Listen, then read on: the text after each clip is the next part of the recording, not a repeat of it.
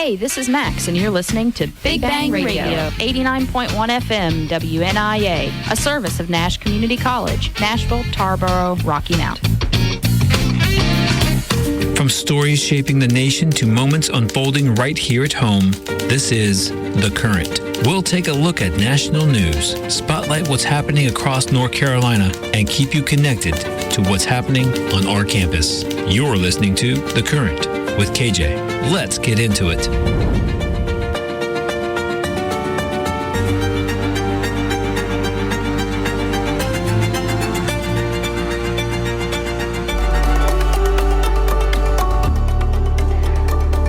You heard it, ladies and gentlemen. This is KJ, and you're listening to The Current, and we're here on Big Bang Radio station here on Nash Community College's campus, and I'm excited to be back with you today. I feel like I've been out for a while just for a variety of things, and then the college closed down for a week for Conservation Week and as well as celebration for the July 4th holiday, but I'm not a myth. I am back, and I am ready to jump into a couple of things. And so if this is the first time you're joining us, we break this down into three segments: the Rundown, Carolina Focus, and the Hawk's Nest. The Rundown covers national news. Carolina Focus is on the great state of North Carolina. And then the Hawk's Nest is because we are the Nash Community College Night Hawks. And so we're just going to cover some things that we have going on campus. So let's jump right on in. Sometimes the story isn't about the answers.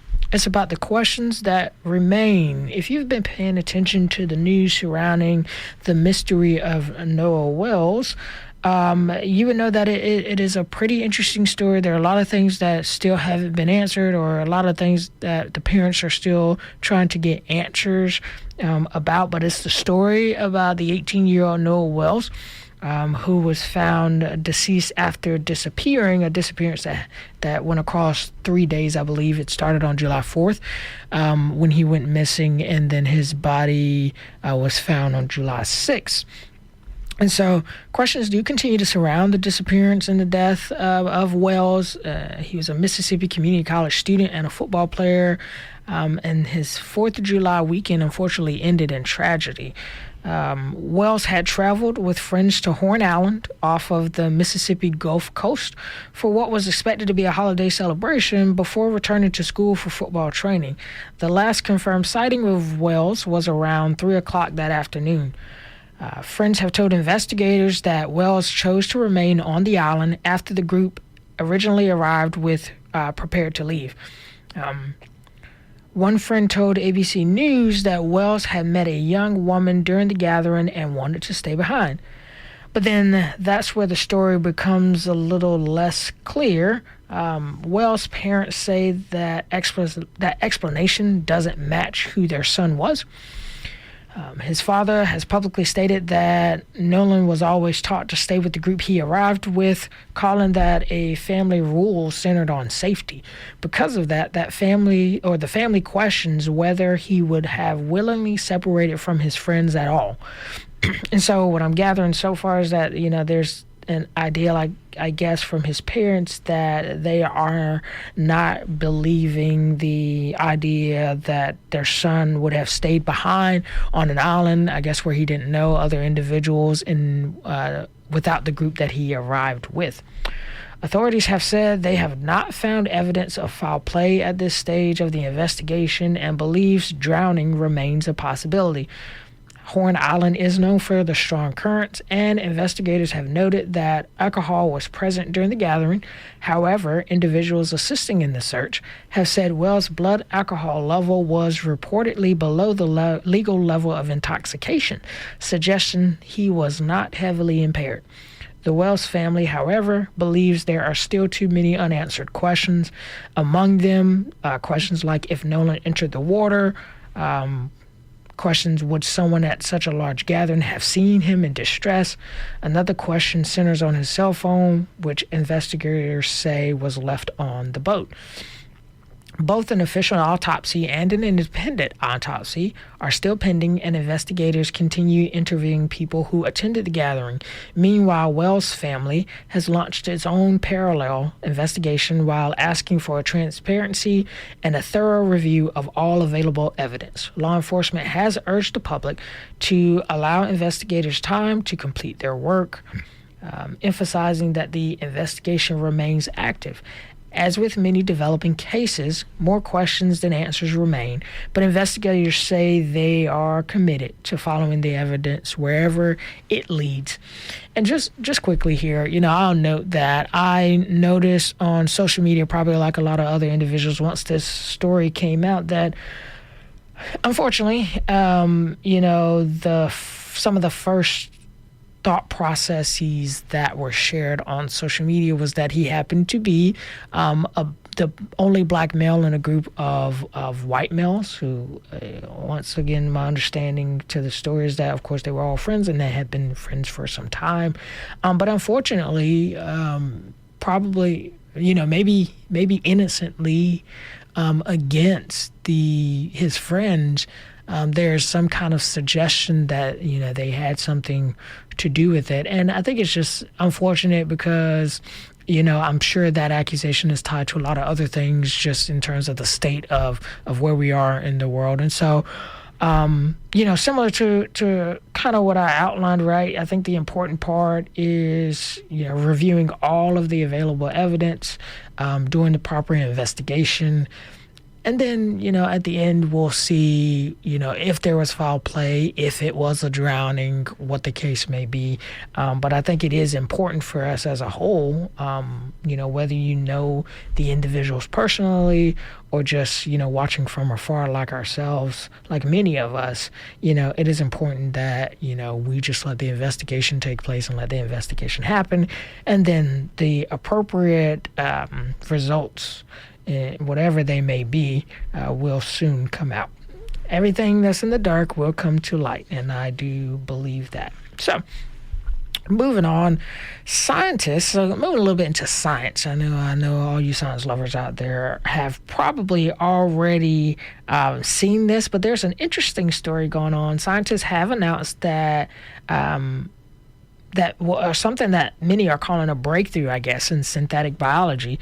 Researchers at the University of Minnesota have successfully created what's believed to be the world's first synthetic cell capable of completing an entire life cycle. Do I know what that means? Not quite.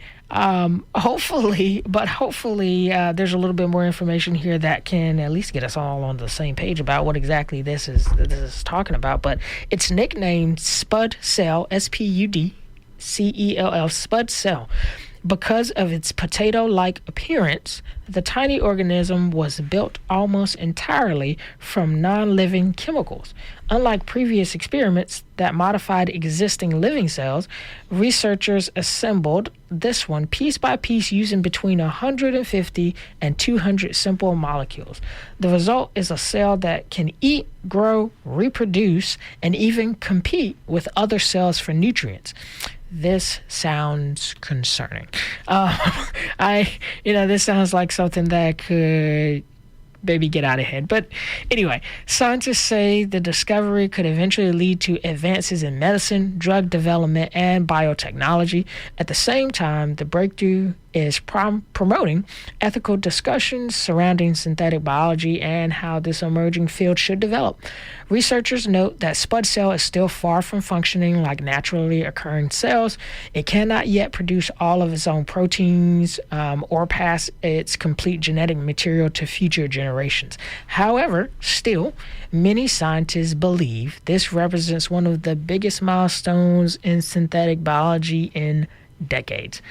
And so I'm sure individuals out there that are in the science field are, very excited about this. As someone who maybe or is definitely a layman in this area, it just sounds like a bunch of fancy words to me. But the thing that did stick out to me was that this could become a cell that can eat, grow, reproduce, and even compete with other cells for nutrients.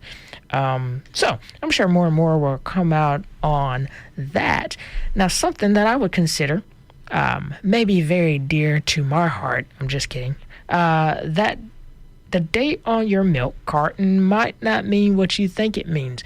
And when they say might not mean what you think it means, or when I say it, I'm talking about myself, because I am someone who grew up in a household where we take that very seriously. Well, actually, let me back up. I will say that my mother and somewhat my father took it very serious to go by the dates presented on whatever the product you're buying out of the grocery store, whether it's milk or meat or anything of that nature. Whereas my grandparents, who are very much old school, right, they were like, that date doesn't matter, or, we've had it in the refrigerator, X, Y, and Z. And, sometimes I'm like, I don't know if I want to necessarily eat something that's, 5 days out of date, but I don't know. Who am I? Clearly, there is some recent developments in California that may just prove my grandparents right. California has officially eliminated the use of quote-unquote sell-by dates on food packaging.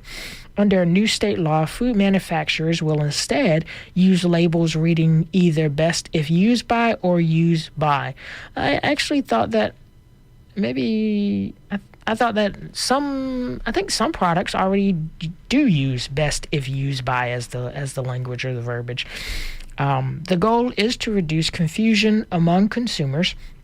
Studies have found that many Americans throw away perfectly good food simply because they misunderstand what those labels actually mean.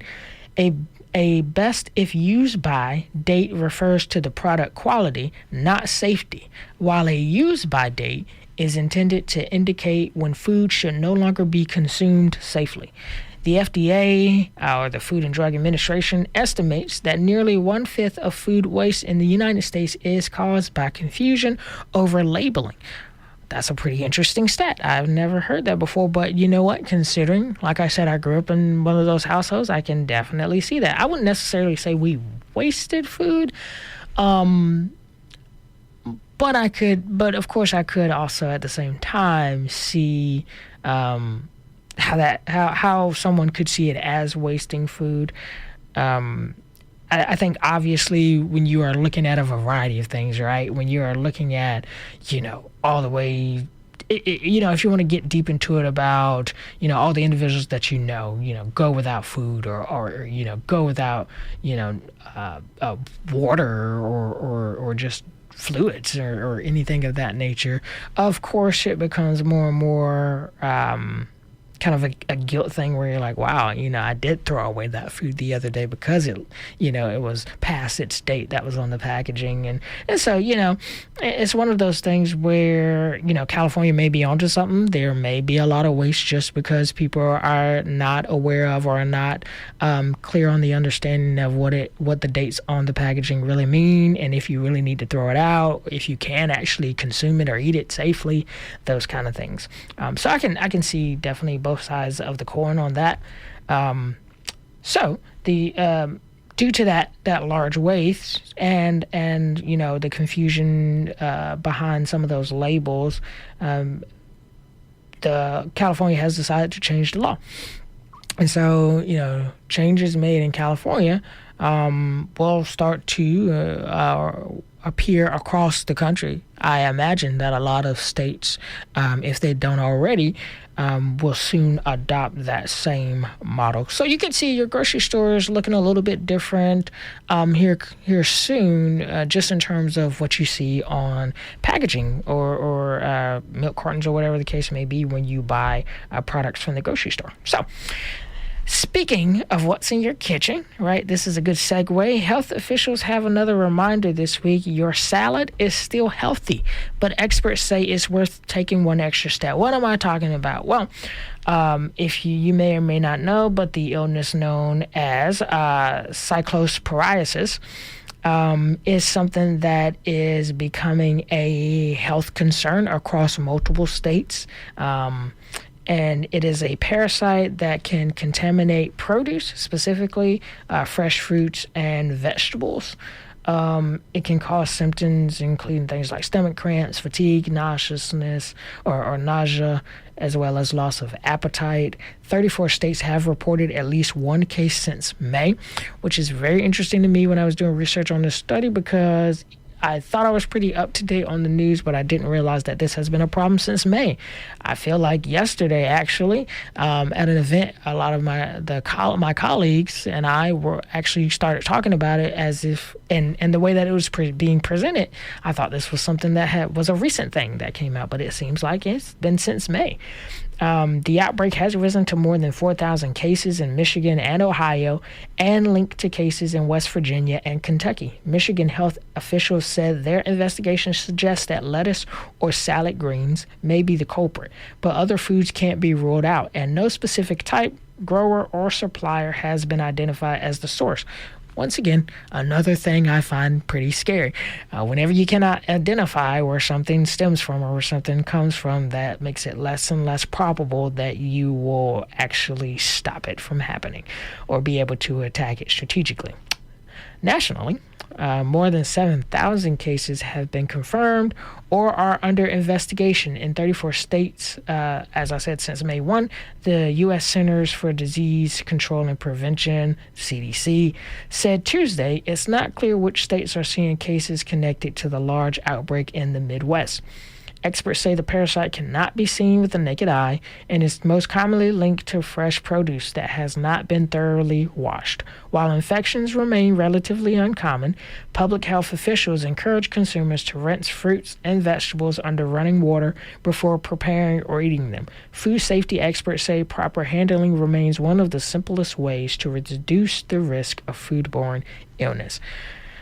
Guys, in short, you just got to watch your back from all points of life, all directions. Just make sure that you're, doing the most you can to continue to be safe, whatever it is or whatever you do. A lot of the stories that we've already covered is just about being safe, being aware, being cautious when appropriate.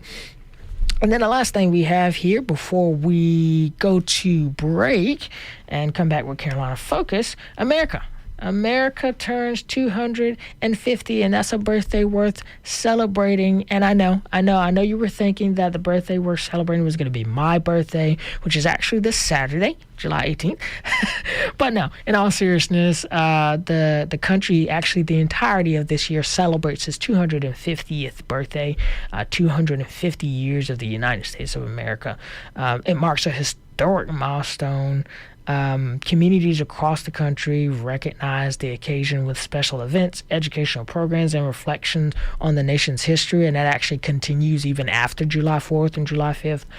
The anniversary provides an opportunity not only to look back at the country's founding, but also to recognize the generations of Americans who have shaped its story over the past 2.5 centuries. Historians say milestone anniversaries encourage people to reflect on both the challenges and the achievements that have defined this nation's journey. Across the country, celebrations continue under the theme of coming together while looking ahead to the future. 250 years is pretty unique. It's actually pretty cool. Just the overarching aspect and concept that, there was a whole life, a whole 10 times lives, that took place before yours, before you were born, before you became, a citizen of the United States of America, and just to think about its rich history, whether good, whether bad, that we, at the end of the day, are able to celebrate freedoms that are provided to us as American cities, and to celebrate the 250th anniversary, which once again is pretty cool.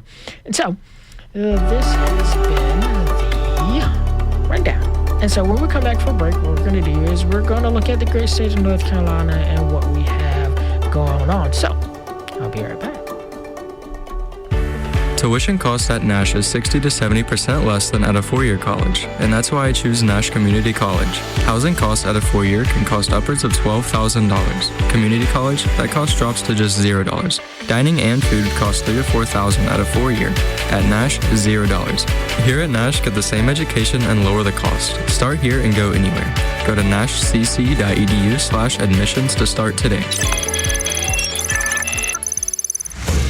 Welcome to Nash Community College. You are now a Nighthawk. Your first flight mission is exploring campus, finding your classes, and gathering all the right information. The perfect place to start is new student orientation. This orientation is for all new Nighthawks on a mission to graduation. Come and ask whatever questions you may have, sign up for classes, or even find your way through financial aid. Tours are provided, questions are answered, and this is where students start to succeed. New student orientation is hosted in person August 12th from 10 a.m. to 12 p.m. or August 13th from 5 p.m. to 7 p.m. Can't come to in-person orientation? Virtual orientation is August 12th starting at 7 p.m. For more information or to sign up, go to nashcc.edu.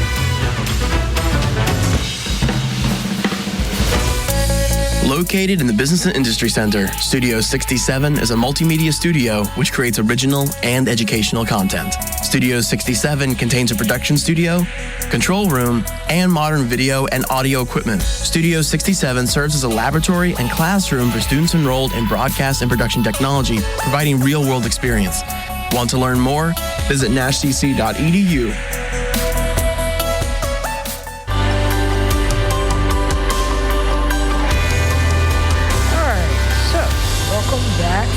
Stories shaping communities across the state to headlines closer to home. This is Carolina Focus. So first thing I have to start out with is dreams do come true and miracles can still happen. What are you talking about, KJ? Well, if you are a North Carolina state employee, you understand just what I'm talking about before I even have to say what I'm talking about. After a year without a budget, North Carolina is making one of the biggest investments in especially community colleges in recent memory, as well as other things like the, starting pay for teachers, investment in education, investment in the state's health plan. A lot of things have come out of this historic budget. After spending the entire 2025-26 fiscal year without a finalized state budget, North Carolina lawmakers have approved a new spending plan, and for the state's 58 community colleges like Nash Community College, it brings one of the largest investments in recent years. At the center of the budget is $99 million to fully fund enrollment growth across the North Carolina community college system. That's significant because colleges across the state, including us, have experienced increasing enrollment as more students pursue workforce training, healthcare programs, skilled trades, and university transfer opportunities.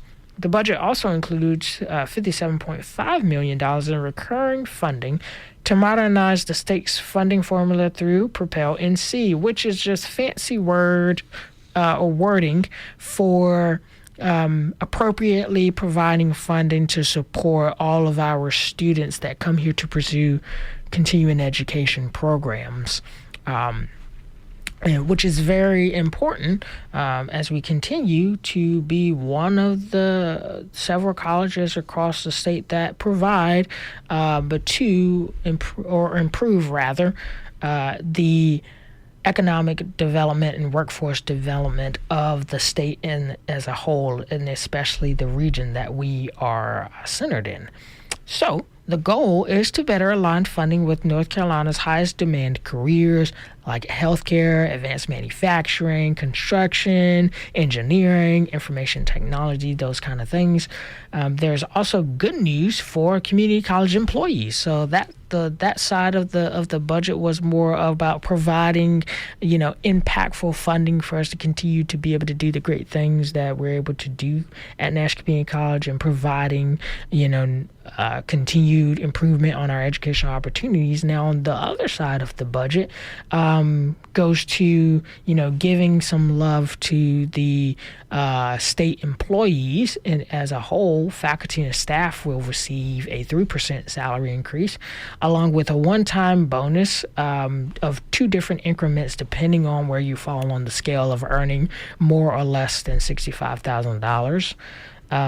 The investment doesn't stop there. The budget also expands Apprenticeship NC, which provides funding to strengthen workforce training for adults with intellectual and developmental disabilities, investments in new student recruitment and retention technology, modernizing things like our computer systems that are used across the 58 community college, as well as another student engagement initiative of a digital student credential wallet, which more will come out about that soon. Overall, community leaders across the state have called the budget a historic investment in workforce development, saying it strengthens North Carolina's ability to prepare students for high-demand careers while supporting employers looking for skilled workers. For students, faculty, and employers alike, the budget represents a significant commitment to the role community colleges play in North Carolina's economy and provides additional resources to help colleges continue expanding educational and workforce opportunities across the state.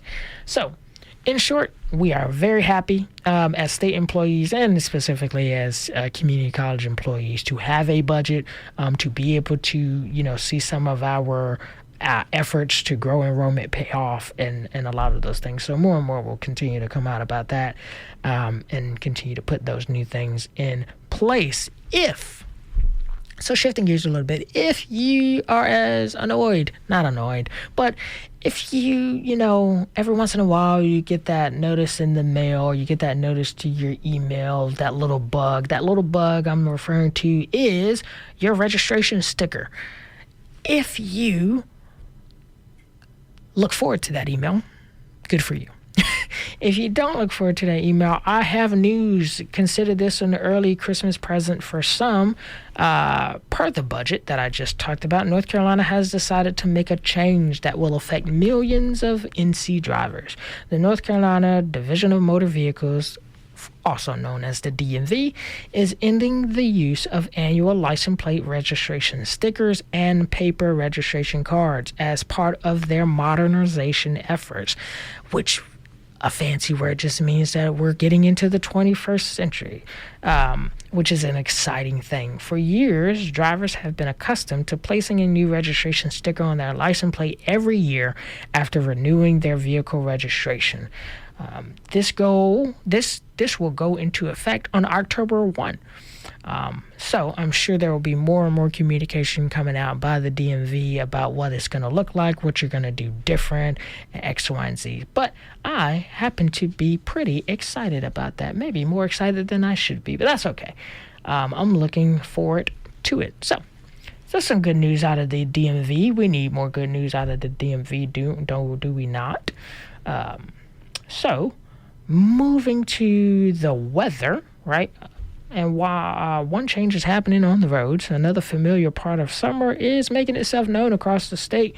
If you've stepped outside I was going to say a particular time, but if you just stepped outside, you probably already know the forecast. Summer has firmly settled into North Carolina, bringing with it a familiar combination of heat, humidity, and the daily chance of afternoon thunderstorms. Meteorologists say the pattern is typical for this time of year, with warm daytime temperatures fueling pop-up showers and thunderstorms during the late afternoon and evening hours. While many storms remain brief, forecasters remind residents that they can produce heavy rainfall, frequent lightning, gusty winds, and localized flooding in a short amount of time. Once again, I note we have to watch ourselves, be cautious from all areas of life, which is continuously exciting because it keeps us moving from day to day, does it not? The combination of high temperatures and humidity can also create heat index values that feel significantly warmer than the actual air temperature. What that means is, or what I take it to mean is, when I look on my little app and I see the weather and it says, well, today is 85, but then in there in the corner it says, but it feels like it's 95. I think that's what they're talking about. As always, during North Carolina summers, the forecast can change quickly, so keeping an umbrella nearby may not be a bad idea. So be cautious about that. Wear your sunscreen. Be mindful of how much time you're spending outside. Wear a hat. Just protect yourself. So that's a look at what's happening across North Carolina. This is Carolina Focus on Radio. We're going to talk about what's happening on the Hawks house. We're going to get out of it. Looking for a fun way to support local students? Grab your friends, co-workers, and neighbors and join us for the Nash Community College Foundation Scholarship Golf Classic. Community and company-sponsored teams are welcome with tee times at 8 a.m. and 1 p.m. Enjoy a great day on the course at Bienvenue Country Club while helping provide scholarships for deserving students. Plus, don't miss the exciting 50-50 ball drop raffle for your chance to win some cash. To register your team or learn more, email nccfoundation@nashcc.edu today. See you on the course.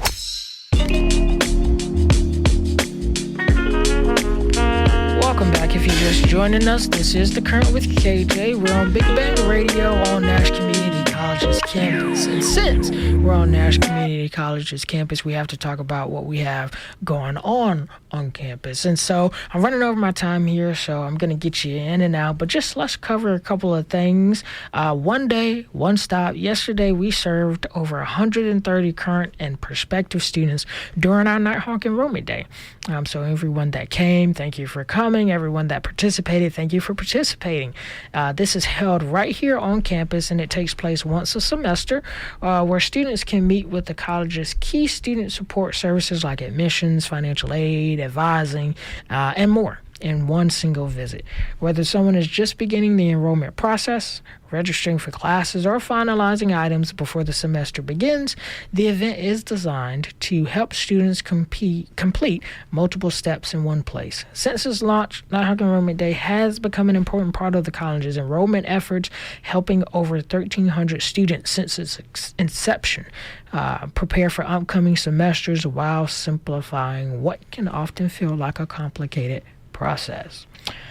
If you are interested in the health sciences field, Nash Community Colleges has recently announced an agreement with App State University, and the North Carolina Community College system, where eligible graduates can seamlessly transfer into App State's Bachelor of Science in Health Sciences program. And so this is really focused on moving from the classroom, or taking someone from the classroom, start at Nash Community College, to healthcare leadership when it's all said and done. The pathway creates additional opportunities for students interested in advancing into healthcare leadership, public health, and healthcare management, while building on the technical knowledge they've already developed through their associate's degree.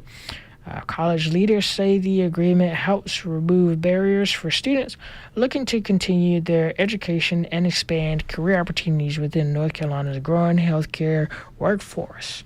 And the last thing I have for you before we get out of here is orientation. As the start of the fall semester gets closer, orientation season is almost here. Several orientation sessions are scheduled over the coming weeks for students preparing to begin classes this fall. At Nash Community College, new student orientation for incoming curriculum students will be offered on Tuesday, August 12th at 10 a.m., with a virtual option available that same evening at 7 p.m. Additional opportunity will be held on Wednesday, August 13th at 5 p.m.